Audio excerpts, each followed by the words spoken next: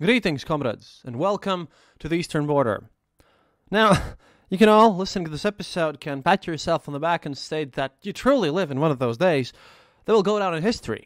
I've been up for more than 24 hours at this point. I've been just following the events, and I'm pretty sure that by the point of this recording, even more has happened. Because you see, the masks have fallen.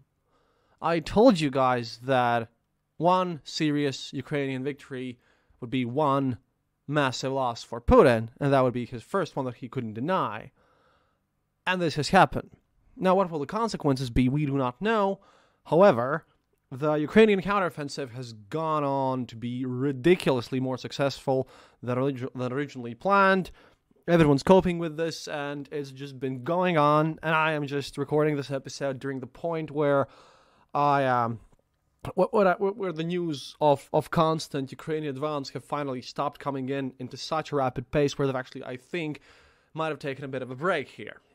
So what happened, basically, was that during the night, the city of Kupiansk was taken. That was the beginning. And, Kupiansk is super important because that's the main railway hub here. The Ukrainian plan in general in this Kharkiv direction is to encircle about 10,000 troops, basically cutting them off from supplies and making sure that they can only retreat over the river with, no bridges on it. So we're talking massive encirclement, and it looks like they'll pull this one off. At worst case, they're going to get a bunch of territory and these guys are going to have to retreat. Kupiansk was big. The evening started with this, and by now, basically, Kupiansk has all been taken, but at the point, here's more Girkin about this, because Girkin and all the Russian media went crazy about this. Here's what Girkin had to say, quote, "The abandonment of the western part, approximately 2/3 of the city of Kupiansk by our troops was confirmed. They now started saying as if this was the correct tactical decision, which is to go retreat beyond the water line and organize the defense there. For reference, at this time of the year, the Oskol River can be crossed on foot almost anywhere, and is not at all a serious obstacle for tracked and wheeled all-terrain vehicles. Let me also remind you that the corresponding settlements, Severodonetsk, for example, separated from the mainland by a river floodplain, they were stubbornly defended by the armed forces of Ukraine for many weeks. On the face, this is an ongoing acute operational crisis on a wide sector of the front line, which has already turned into a major defeat. At the moment, our side can only discuss how to prevent it from deepening further and prevent the escalation of the operational defeat into a strategic one. Although in general it already has. The enemy has already won for the battle of initiative. Now we should talk about preventing the armed forces of Ukraine from encircling and destroying large formations of our troops. And yes, sadly, I expected all of this. P.S. Unverified data is coming through about attacks and allegedly enemy breakthroughs in the Liman and Lysychansk directions. Donetsk is under heavy shelling. So this happened first. Let me nicely inform you that at this point that we're talking, not only Liman and Lysychansk have been taken. Liman definitely, Lysychansk I am 80, 85, 90% sure at this point. Because, again, when I'm recording this. However, as I'm recording this, the other 1/3, across the river side of Kupiansk, also has been taken. Because, Ukrainians just crossed that tiny river, pushed off block posts. That's happening right now as we speak. I'll probably talk about that in tomorrow's episode. However, this wasn't the end of the fun. Because the really bad thing was that a bit later, a couple of hours later, here was another nice little report by Girkin, which will allow, to speak for itself. Quote, "According to a number of reports, our troops have hastily left Izium. If so, and it is confirmed by a number of sources, then 1. That is a good thing. In conditions where yesterday the last road was under direct fire from the enemy and a danger of direct cutoff, to risk a complete encirclement and subsequent inevitable defeat would be the height of adventurism bordering a crime. 2. A hasty retreat will inevitably lead to heavy losses of the retreating troops and equipment, and which is sensitive in people. 3.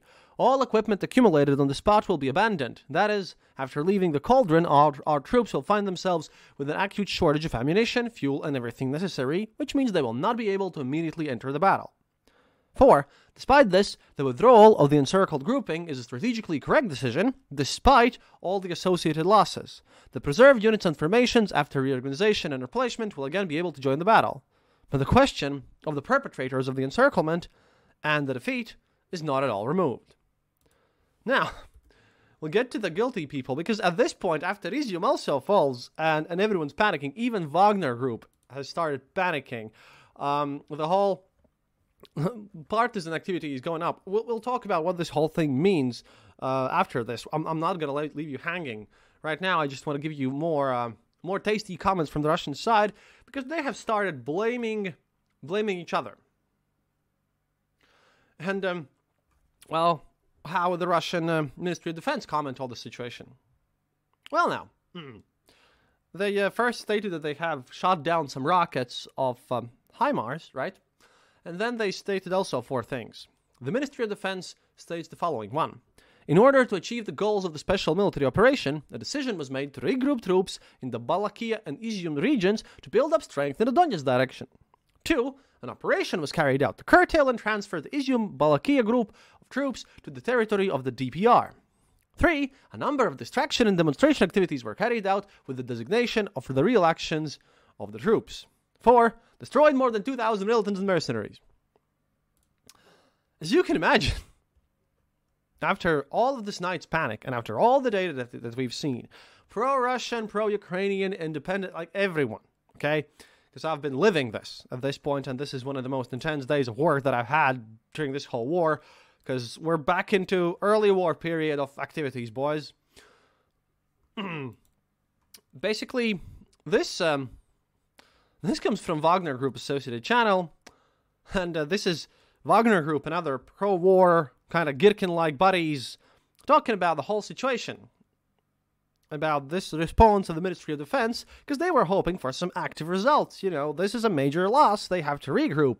And again, Girkin posted things that Russia should do, and he's always been a pragmatic, well, asshole, but still pragmatic. Now, commenting on this new statement about how Ministry of Defense of Russia is reacting to all this massive failure of their army, of an unprecedented scale. If this encirclement actually happens, and then this is going to be the largest military defeat ever suffered by Russia, mind you. So, the response, quote, "They're taking the piss. They're representatives of the Ministry of Defense of the Russian Federation, employees of the Department of Information and Mass Communications, servicemen of the 5th Main Operational Directorate, duty shift with the Center for Rapid Response to Informational Security Threats. We know that you're reading us.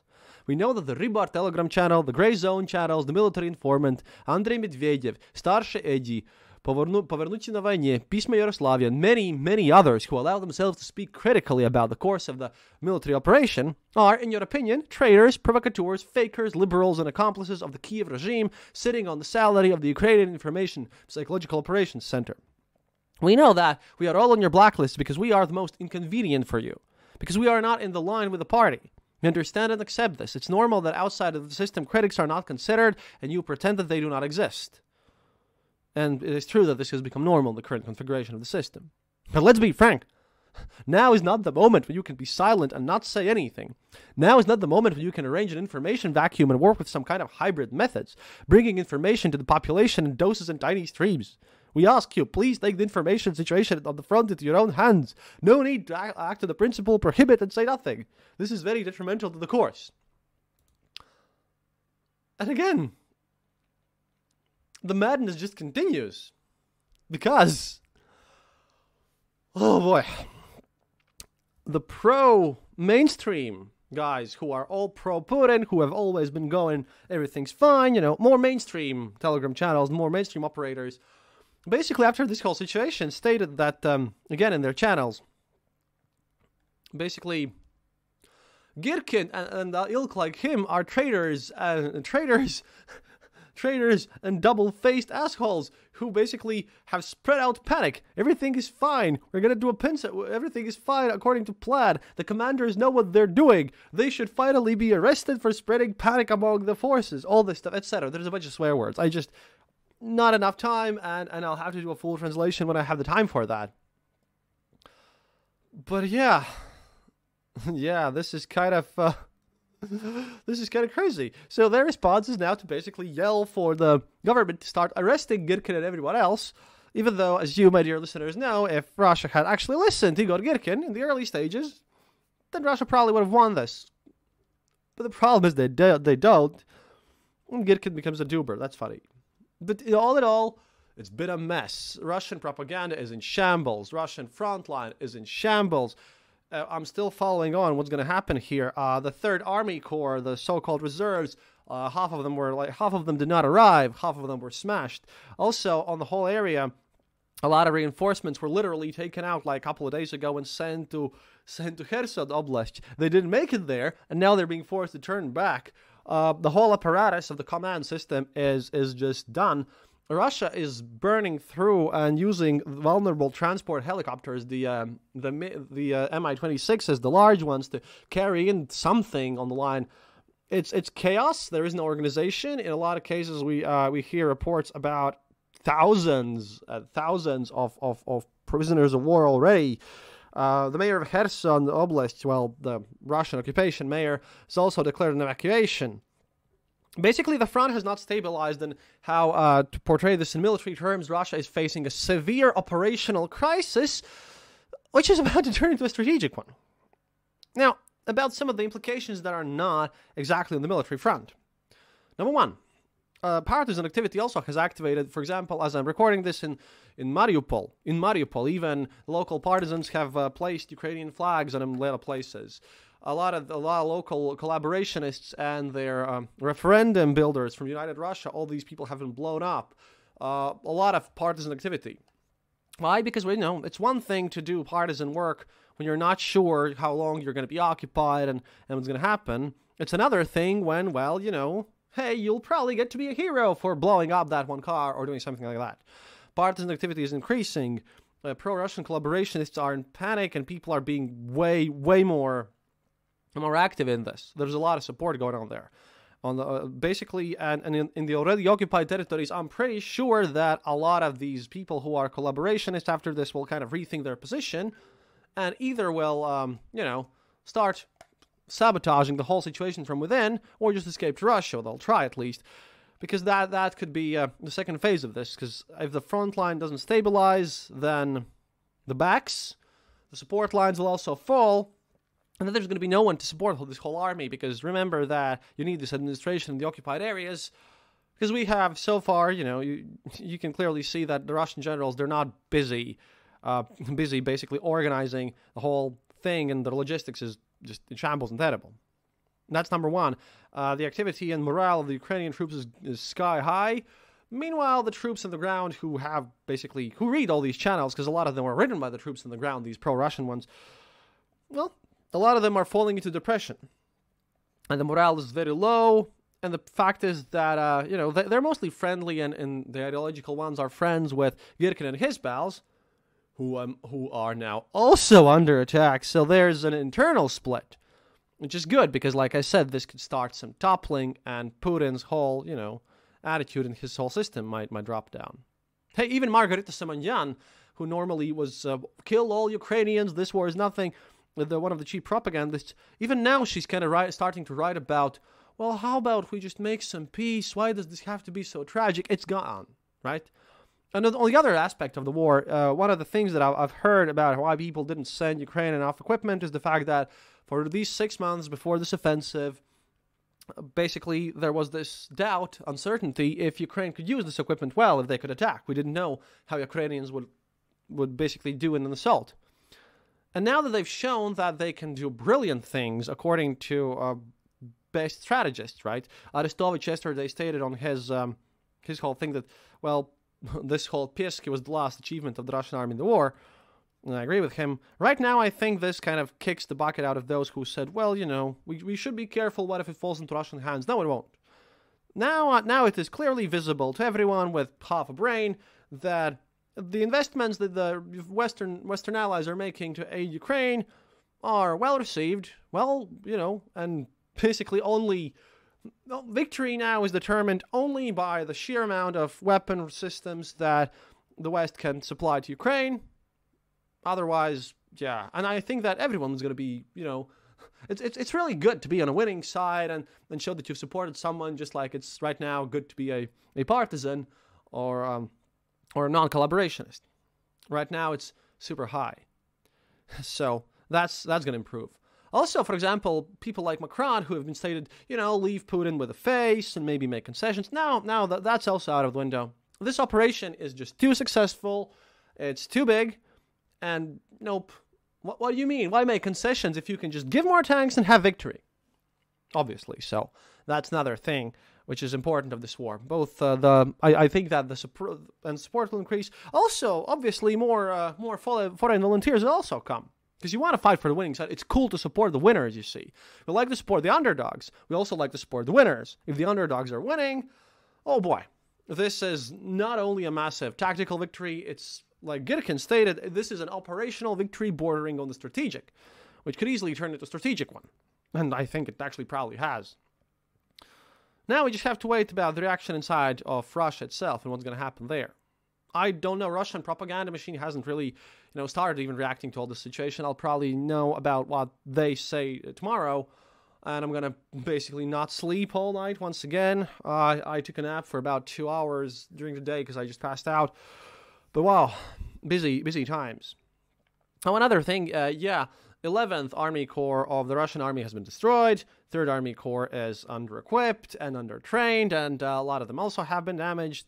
This whole pincer movement thing, which I'm seeing on Twitter, a lot of Westerners who don't understand the situation and probably don't even speak Russian, they post this. I've seen tweets from these Russian supporters like, oh, I feel pity for Ukrainians, they're going to be pincered. Oh, no, not with this one. None of this were planned. I mean, and according to literally everyone on the whole group, except maybe, I don't know, even Anatoly Shary, who's a very kind of pro-Russian person, none of them. I don't believe, there is literally no one except on the grounds and the booth and everyone, no one believes that this is some sort of a genius pincer plan. Because again, the whole equipment has been abandoned. Ukraine has gotten so many tanks from the Zapad and West. It's quite insane. Like I said, this was crazy. I posted all this on Twitter. Please do follow me on Twitter because in days like these I do live updates there. But just wanted to make a whole kind of thing. Because you probably, if you listen to my show, you probably follow everything that's happening anyways. But here you go. Massive success, which is going to breed more success. Now, Russia, basically what they did last night was they called a Federation Council of Security meeting, which lasted for hours, and everyone was hoping on the Russian side that they would announce mobilization and everything. They didn't. They also never even mentioned nuclear weapons or anything like that. Right now, that's the number one thing that Latvian foreign minister has stated that this could happen. See, right now, I think Putin could panic and maybe try to do some blackmailing with nukes. I don't think he'll drop anything, but he could, do a nuclear test somewhere, blow something up. Now it's super important not to have panic on our own side and not to fall for this. Putin needs to be told clearly and with great efficiency that if he blows up anything, anywhere, then he's going to get a retaliation. Because there's no other way. I'm pretty sure he's going to do that. Shoigu, Kadyrov, all the situation, apparently Chechen local governments have demanded Putin to make Kadyrov the Minister of Defense. I don't think he's going to get that. I'm still, in this chaos, this whole promotion of Kadyrov is going to go somewhere because, trust me, no one knows about what's going to happen there. And to be honest, no one cares about what's going to happen there. Also, 1,300 troops were sent in the southern direction, where, by the way, around Kherson, also heavy fights are happening, and there are rumors about some cities being retaken. Well, villages, mostly. There are no really that big points there. But, I'm going to follow this. This is interesting, and we're seeing the victory that I think is breaking the morale and could eventually lead down to the downfall of Putin's credibility, which is why the propaganda is silent. Because this is probably the first time ever when someone's called Putin for the bluff and showed that he's not a great macho man, that he's a tiny little loser. No, and Putin doesn't hate anything more than being a tiny little loser. So there you go. We're going to work again and harder and provide more reports. Please follow me on Twitter at Eastern_border. If you like the show, please consider becoming our patron, patreon.com/theeasternborder. Or you can also just do it via Twitter or Facebook. There are links there. in my profile. Yeah, of course, if you want to help us directly, then go to theeasternborder.lv, our webpage, where you can listen to the show ad-free, mind you, and just click the donate button there. That's going to go for Ukrainian winter clothes, or for the building of Ukraine if things go in this direction. I mean, it's still going to go to charity into Ukraine. It's just that, well, if things continue like this is probably going to last for another 2 months or something. Well, that's the highly optimistic scenario. I still think that currently we are looking at a winter ending of the situation. We are. This is even more likely than I thought before. Yeah, because what happened today and this night had extended even my most optimistic scenarios that I had in my own head. Crazy. But yeah, I would be very happy if you would support the show, and also if you would tell about us to some other people, because during all this time, one thing that happened on Twitter also was that a lot of people pulled out all the tweets from all these analysts and experts who posted their stuff on the 23rd of February, those who stated that Ukraine would surrender, it would be an easy win for Kremlin, all these people. You know, and they have much more followers than I do and everything, and I sometimes think that maybe I should just also put an analyst on my profile. That would probably allow me to, be more carefree about the information that I give you. But as I'm not an analyst officially, I'm just a journalist, which means I kind of have to be accurate. Well, crazy times. I'll probably go back to doing some more work right now. До свидания, товарищи. And today happiness is mandatory as usual, and today is just double happiness, extra high morale. Wow. До свидания.